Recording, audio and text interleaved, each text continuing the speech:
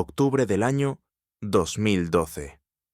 Un buque de guerra, el orgullo de la armada de una nación soberana, es detenido en un puerto extranjero.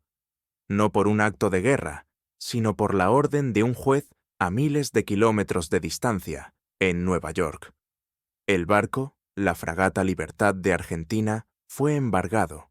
El captor no era una nación enemiga, sino un fondo de inversión de Wall Street, un fondo buitre. Este incidente no fue un caso aislado, fue una declaración de guerra en un conflicto silencioso donde los campos de batalla son las cortes internacionales y las armas son los contratos de deuda. Esta es la historia de cómo un grupo de financieros increíblemente astutos y despiadados perfeccionaron un método para tomar como rehenes a países enteros, exprimiendo hasta el último centavo de economías en ruinas y cambiando el equilibrio de poder global para siempre. ¿Cómo lo hacen? ¿Y quién será su próxima víctima? Para entender a este depredador, primero debemos entender su terreno de caza, el mercado de la deuda soberana. Cuando un país necesita dinero para construir carreteras, hospitales o financiar su gobierno, emite bonos. Esencialmente, pide prestado a inversores de todo el mundo. Pero, ¿qué sucede cuando un país se enfrenta a una crisis económica devastadora y no puede pagar sus deudas? Entra en default. Aquí es donde la mayoría de los inversores huyen, vendiendo esos bonos inútiles por una fracción de su valor original, a veces por tan solo 1 o 2 centavos por dólar. Pero para un tipo especial de inversor, este caos no es una señal de peligro, es el sonido de la campana para la cena. Estos son los fondos buitre. No invierten para ayudar a una empresa o a un país a recuperarse. Compran la deuda con un único propósito: no negociar, sino litigar. Utilizan los tribunacos para exigir el pago del 100% del valor original de la deuda, más años de intereses acumulados. El plan maestro de un fondo buitre se desarrolla en 3 actos. El primer acto es la compra. Pacientemente, esperan a que un país se ahogue en su propia crisis económica. Cuando el pánico es máximo y el valor de la deuda se ha desplomado, entran en escena. Compran silenciosamente miles de millones de dólares en bonos de deuda a precios de liquidación. A menudo, el país en crisis intenta reestructurar su deuda, negociando con la mayoría de sus acreedores para aceptar un pago menor y así poder recuperarse. 95, a veces 99% de los acreedores aceptan. Pero los fondos buitres se niegan. Se les conoce como holdouts, los que se resisten. Saben que su pequeña porción de deuda es ahora un arma legal que están a punto de disparar en el corazón del sistema financiero del país. El segundo acto es el ataque legal. Armados con los bonos, los fondos buitre inician una guerra de desgaste en los tribunales. Suelen elegir jurisdicciones favorables, como Nueva York o Londres, donde los contratos de deuda originales fueron firmados. Su argumento es simple pero devastadoramente efectivo. Invocan una cláusula presente en muchos contratos de deuda soberana llamada pari passu. Esta frase en latín significa en igualdad de condiciones. Argumentan que si el país paga a los acreedores que sí aceptaron la reestructuración, también debe pagarles a ellos, y debe hacerlo en su totalidad. Los jueces, obligados a interpretar la ley al pie de la letra, a menudo les dan la razón. De repente, el país se encuentra en una trampa legal. No puede pagar a sus nuevos acreedores sin pagar primero la totalidad de la deuda a los buitres, una suma que podría paralizar su economía. El tercer y último acto es la cacería. Una vez que un fondo buitre obtiene una sentencia judicial a su favor, comienza una persecución global para cobrar. El objetivo es cualquier activo que el país deudor posea fuera de sus fronteras: cuentas bancarias de embajadas, aviones comerciales de la aerolínea nacional, cargamentos de materias primas y, como vimos, incluso buques de guerra. contratan a los mejores bufetes de abogados y a ejércitos de investigadores privados para rastrear estos activos por todo el planeta. La estrategia no es solo embargar activos valiosos, sino también causar el máximo caos y humillación diplomática.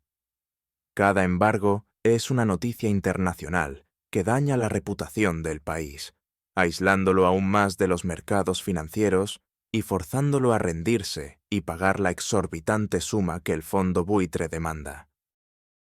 Ningún caso ilustra esta estrategia de forma más dramática que la batalla de Argentina. Tras su devastador colapso económico de 2001, el país entró en default por una suma cercana a los 100.000 millones de dólares. Años después, logró reestructurar más del 90% de esa deuda. Pero un pequeño grupo de fondos, liderado por NML Capital, una filial de Elliott Management del multimillonario Paul Singer, se negó. Habían comprado bonos por unos 48 millones de dólares. A través de una implacable campaña legal de más de una década, buscaron cobrar 1.600 millones de dólares, una ganancia de más de 3.000%. La lucha llegó hasta la Corte Suprema de Estados Unidos, que falló a favor del fondo. Argentina fue catalogada como un paria financiero, incapaz de acceder a crédito, todo por la tenacidad de un solo inversor. Paul Singer es el rostro más conocido de la industria de los fondos buitre, un hombre descrito como brillante, implacable y uno de los gestores de fondos más temidos del mundo. Su firma, Elliott Management, no solo persigue a países, también se especializa en el llamado activismo accionista, comprando participaciones en grandes empresas para forzar cambios y extraer valor. Pero su fama mundial proviene de sus audaces jugadas contra naciones soberanas. En la década de los 90, compró deuda peruana por 11 millones de dólares, y tras una intensa batalla legal que incluyó intentos de embargar el avión presidencial, terminó cobrando 58 millones. Para Singer y sus defensores, esto no es maldad, es simplemente hacer cumplir los contratos. Argumentan que sin ellos, nadie prestaría dinero a los países en desarrollo. Pero, ¿cuál es el coste humano de estas ganancias astronómicas? Cuando un país es forzado a desviar miles de millones de dólares para pagar a un fondo buitre, ese dinero sale de alguna parte. Generalmente, sale de los presupuestos de salud, educación e infraestructura. Significa menos medicinas en los hospitales, menos libros en las escuelas y salarios congelados para los funcionarios públicos.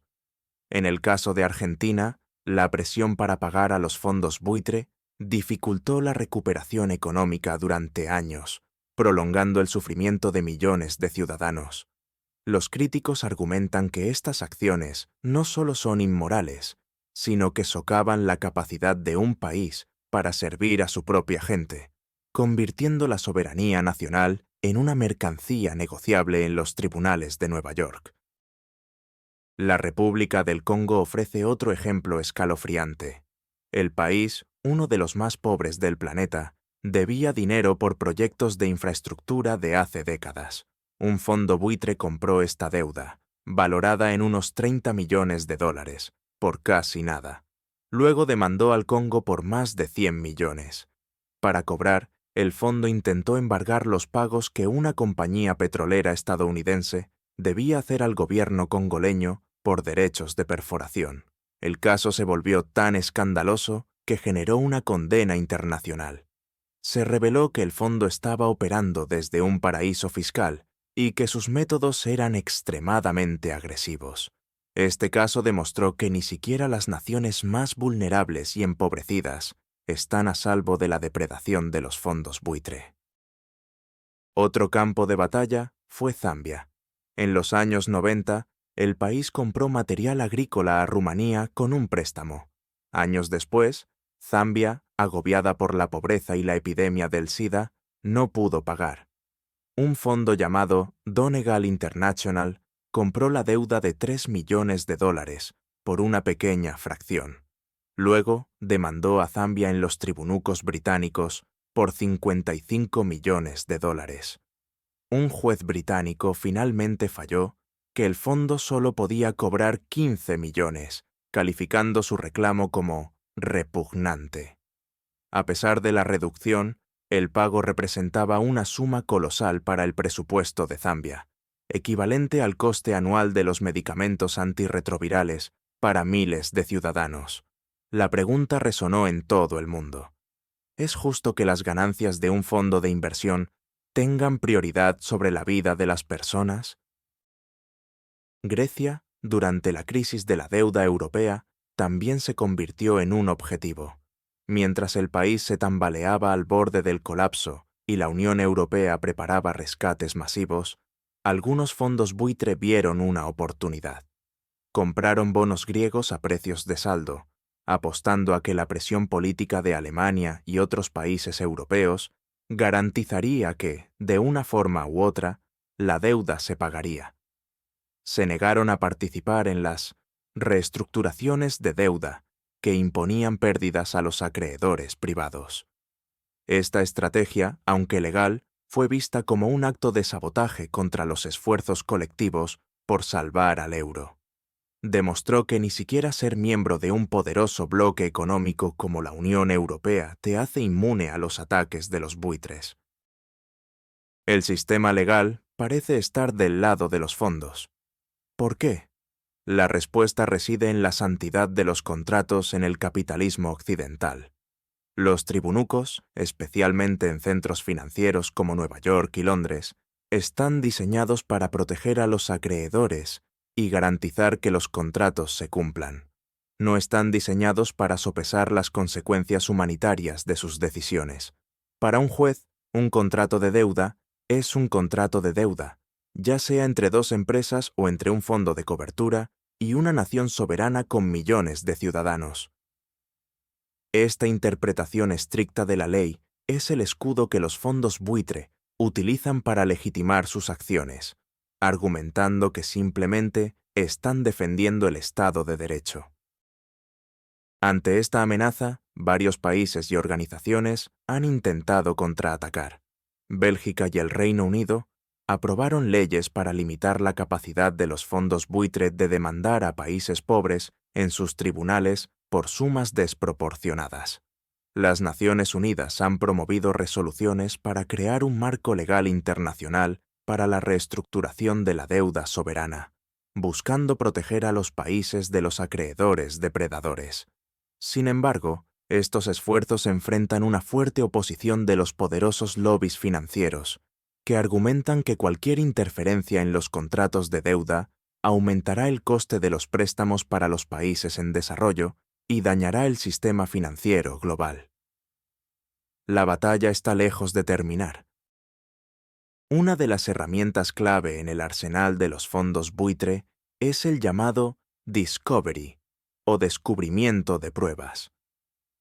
Una vez que tienen una sentencia judicial, pueden usar el sistema legal estadounidense para obligar a bancos de todo el mundo a revelar información sobre los activos de un país. Pueden emitir citaciones a docenas de instituciones financieras, buscando cualquier rastro de dinero o propiedad que pertenezca al gobierno deudor. Este proceso es increíblemente intrusivo y costoso para los países que intentan defenderse. Es una forma de asfixia legal y financiera, diseñada para hacer que la resistencia sea tan dolorosa que la rendición y el pago se conviertan en la única opción viable. Es una red global de vigilancia financiera al servicio de un único acreedor. Los defensores de los fondos buitre argumentan que desempeñan un papel necesario, aunque desagradable, en el ecosistema financiero. Sostienen que, al comprar deuda que nadie más quiere, proporcionan liquidez al mercado, y al hacer cumplir los contratos de manera implacable, crean un fuerte incentivo para que los países no incumplan sus obligaciones a la ligera. Según esta lógica, el miedo a los fondos buitre hace que los gobiernos sean más responsables fiscalmente. Sin la amenaza de una litigación agresiva, dicen, los países podrían simplemente repudiar sus deudas sin consecuencias, destruyendo la confianza en los mercados de crédito internacionales y dificultando que las naciones honestas puedan pedir prestado en el futuro. Sin embargo, esta defensa ignora un punto crucial. Los fondos buitre no suelen prestar dinero nuevo a los países.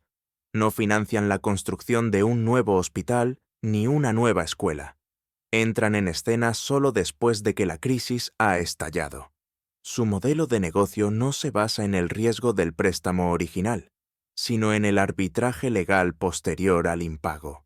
Los críticos señalan que esto los diferencia de los acreedores originales, mientras que un banco o un tenedor de bonos tradicional puede tener interés en la recuperación a largo plazo de un país, el único interés de un fondo buitre es maximizar su beneficio a corto plazo, sin importar el daño colateral que cause a la economía o a la población del país deudor. La opacidad es otra característica distintiva de este mundo. Muchos fondos buitre operan a través de una compleja red de empresas fantasma, registradas en paraísos fiscales, como las Islas Caimán o las Islas Vírgenes Británicas. Esto les permite ocultar la verdadera identidad de sus inversores y minimizar su carga fiscal. Esta falta de transparencia hace que sea extremadamente difícil para los gobiernos y los ciudadanos saber quién está realmente detrás del ataque a la soberanía de su país. La lucha no es contra una empresa con una dirección en Wall Street, sino contra una entidad anónima y sin rostro que opera desde las sombras del sistema financiero global. La historia del barco argentino, la fragata Libertad, tuvo un giro inesperado. Tras 77 días de detención en Ghana, el Tribunal Internacional del Derecho del Mar, un organismo de la ONU, ordenó su liberación inmediata. El tribunal dictaminó que los buques de guerra gozan de inmunidad soberana y no pueden ser embargados. Fue una pequeña victoria para Argentina, un momento de orgullo nacional, pero no cambió el resultado final de la guerra financiera. Años después, un nuevo gobierno argentino finalmente llegó a un acuerdo y pagó miles de millones de dólares a Paul Singer y los otros fondos holdout. El buitre, al final, siempre cobra. El auge de China como prestamista global está cambiando las reglas del juego. A diferencia de los acreedores occidentales, China a menudo garantiza sus préstamos con activos físicos, como los ingresos futuros de un puerto o una mina. Esto podría dificultar el trabajo de los fondos buitre, ya que muchos de los activos más valiosos de un país podrían estar ya pignorados a Pekín. Sin embargo, también crea una nueva forma de dependencia. Algunos analistas advierten que estamos pasando de la era de la depredación legal de los fondos buitre a una era de diplomacia de la trampa de la deuda, donde los activos estratégicos, y no solo el dinero, son el premio final. La reciente pandemia y las tensiones geopolíticas han disparado los niveles de deuda soberana en todo el mundo. Muchos países en desarrollo y de mercados emergentes se encuentran en una posición financiera extremadamente precaria. Esto crea el caldo de cultivo perfecto para una nueva oleada de actividad de los fondos buitre. Con más países al borde del default que en cualquier momento de la historia reciente, los depredadores financieros están observando, esperando su momento para lanzarse sobre las economías más vulnerables. La historia que hemos contado no es solo historia, es una advertencia de lo que está por venir. Además de los países, las empresas en dificultades también son presas. El mismo modelo se aplica a la deuda corporativa.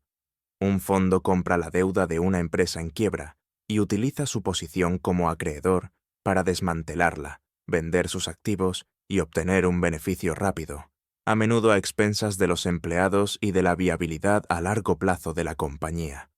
Se les llama inversores activistas, pero sus tácticas son a menudo indistinguibles de las de los buitres que atacan a los países. El principio es el mismo: encontrar una entidad vulnerable, tomar el control a través de la deuda y extraer el máximo valor sin piedad. La ironía final es que el sistema que permite a los fondos buitre prosperar es el mismo que las naciones occidentales defienden como el pilar del orden económico mundial, el Estado de Derecho y la santidad de los contratos. Los fondos buitre han dominado el arte de convertir este sistema en un arma. Utilizan las propias reglas del capitalismo globalizado en su contra, demostrando que, en el mundo de las altas finanzas, lo que es legal no siempre es lo que es justo. Han expuesto una grieta fundamental en el sistema, una vulnerabilidad que permite que el capital privado pueda, en la práctica, someter a la soberanía pública.